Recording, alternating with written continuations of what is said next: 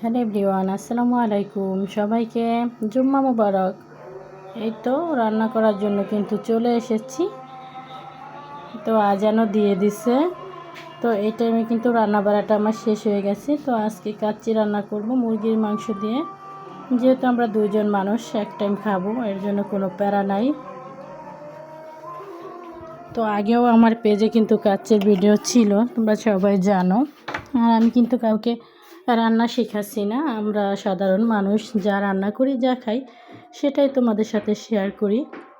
আর তোমরা কিভাবে রান্না করো সেটাও কিন্তু আমি দেখি, কারণ সবার ভিডিও সবার সামনে কম বেশি আসে যায়। আর আমরা যেহেতু নতুন, আমাদের পেজ, আমাদেরটা তো আর সবার সামনে যায় না।